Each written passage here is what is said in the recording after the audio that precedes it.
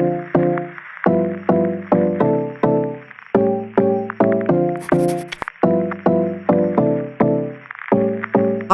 welcome back to the channel. Bit of a discussion video today, and one that I've been kind of mulling over in my head over the past couple of weeks and months around what I see as perceived value or reasons why you should get involved in the star rating business, and ultimately why I've decided just to give it up.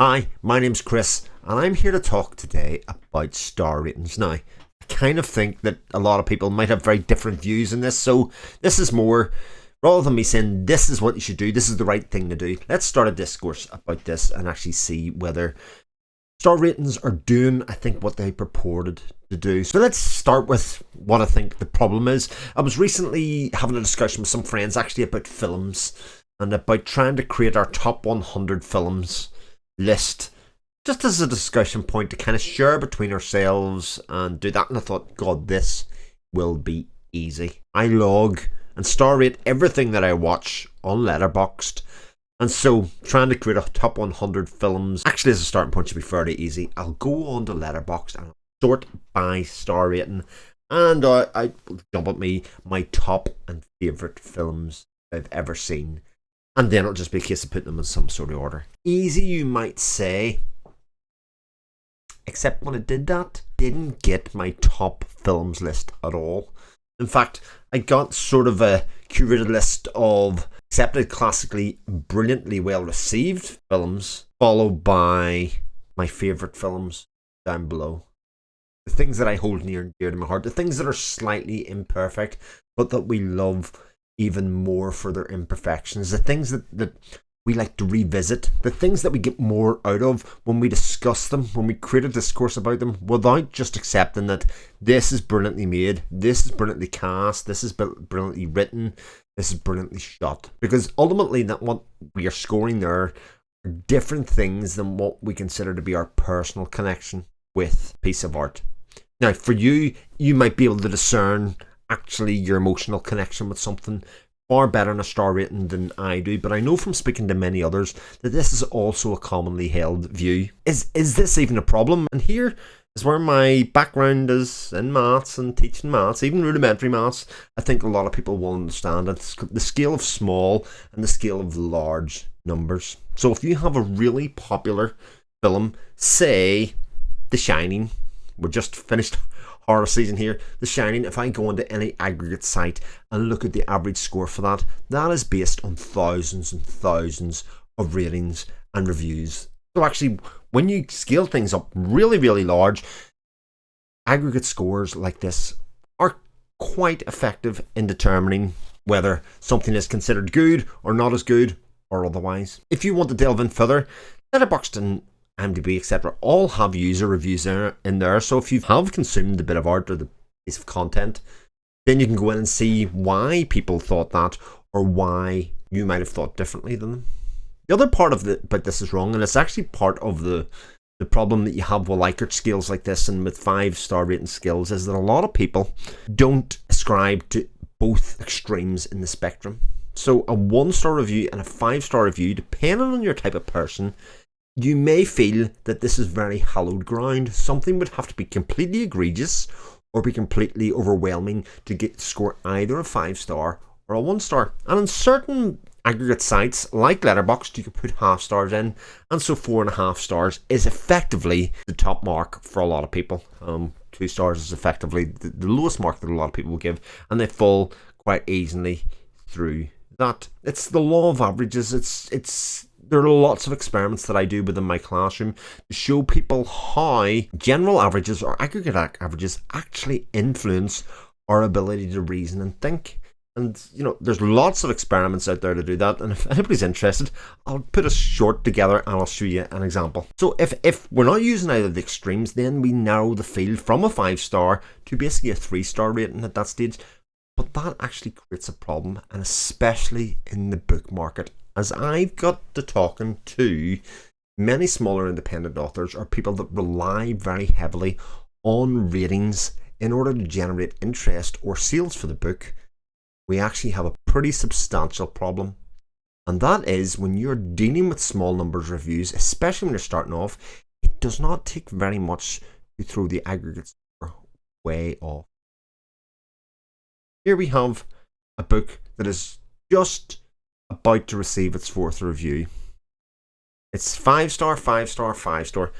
These could be 3 strangers that have read this independently. It could be 2 family members. It could be 2 family members, a friend. It could be what. You get the idea. You don't know anything about these reviews at the start, but the person that comes along has read the book that they've seen the 5 stars for. They start to read it and they decide, actually, I don't think this is 5 stars. I've got to balance this out. This book has annoyed me. I thought it was going to be 5 stars. And I don't think it's 5 stars, so what am I going to do? I'm going to give it 1. Now we have 4 ratings. We went from a 5-star average down to, well, something that's 5 stars at all. And all of a sudden, this falls below what is commonly accepted as the metric for generating sales or being on a list somewhere. And if somebody comes along afterwards and rates it even lower than that mark again, even a 3-star or a 2-star, and a 3-star, remember, in Goodreads terms, is a good, enjoyable read, then this is falling further down the pecking order. What the hell is all this about? I have even done this myself. I've given star ratings for a book and written a review below it, and the author, despite what I've written down below to say that I enjoyed it, all they feel is disappointment in the star rating because the feedback that they really are being measured on, they're being used on. And so it didn't matter what I wrote in the written review. The 3-star or aggregate didn't detail the complexities that went into picking that number. There are a lot of reasons why we can pick our number value that we're going for. And it starts with this. No matter who you are in life, no matter what you're doing, you always have prejudice and bias. You may think that you're the most open person in the world. You may think that you're just a blank page as far as it goes, but you are always biased. What do I mean by this, Chris? Well, we all grow up in different ways and in different cultures. The colour of our skin, our sexuality, who we were speaking to earlier on that day, rebelling against things that we've seen that day, our pithy mood, the amount of sleep that we've had, the amount we've had to eat, the quality of the food that we've had to eat, how much money we have in our pockets, the well or not well, the people around us. All of these things play into a state for you consuming any piece of content. So if everything's great and you read a book and it fits your mood, then absolutely you're going to be predisposed to give it a higher rating. If, however, you feel that that book brought you down from a certain place or went into a general disaffected state of creating the mood, then you're going to think more negatively about that.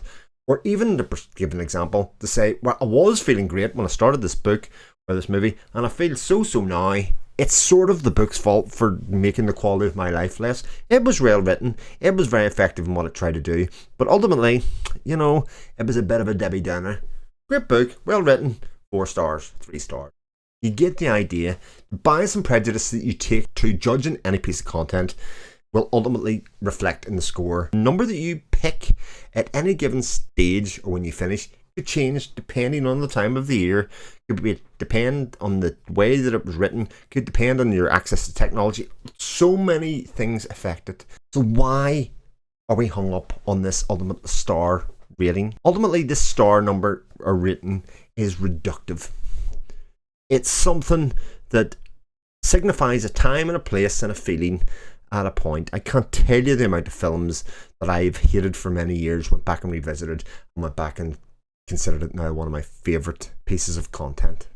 That's fine for movies that you can watch in an hour and a half. If you're talking about a book or you're talking about a full TV series, so who are these star ratings for? When you've got big numbers, that works great. If you've got small numbers, this is not a fair way to do it at all. We are not professional critics. You may disagree with me on this and you may think my opinion is my honour. For me, who's somebody that fumbles about in the dark to describe what they are emotionally feeling on a day-to-day basis, and that actually whose feelings change over time, that star rating doesn't make any sense for me. What can I do to change or help this? The first thing to look at when you're rating any piece of content, I think for me as advice, is to look at the number of ratings that there are. If it is a small number of ratings, don't be completely trashing the rating then either. If you feel like you must rate, and certainly when you finish a book in Kindle, it asks you to rate it in some way, shape or form. But if you really want to rate it, don't trash the rating. That'll take 4, 5, 6 other people to remedy what that is for you. Write the written review for it, as it will come to. If you enjoy the book, the movie, the TV series, whatever it is, flag it as 5 stars if it's a small number of reviews. What you're saying is, this is interesting enough to warrant exploring. It's not a waste of your time. If you feel a book has been read and it wasn't a waste of your time, that 5 stars ensures that somebody else might read it and give it a piece of time. And if you're worried about people taking your word for something, then actually your word has been taken as value because you found value and worth in the time. If you feel that it has issues or otherwise, then you can write the written review for it, you record a video review for it, give some sort of verbal feedback. You can even send it directly to the author. Give them constructive feedback if you really feel that it's something that you want to do. What you want to do is create discourse based around your experience, surely. And star ratings, like I say, are so reductive in doing that. We read, we love words, we love language. Why would we let star rating be the communication of that rather than all the wonderful use of language that we have at our disposal? The discourse be based around the details, not around the aggregate. If you completely disagree with me, that's what this is all about. It's about creating that kind of discourse. What are your feelings on this? And actually, I'd love to hear them, especially if you disagree with me, if you feel that it is your duty to rate these things as a way. If you've made it this far, thank you very much for watching, and I'll catch you next time on the channel. Take care.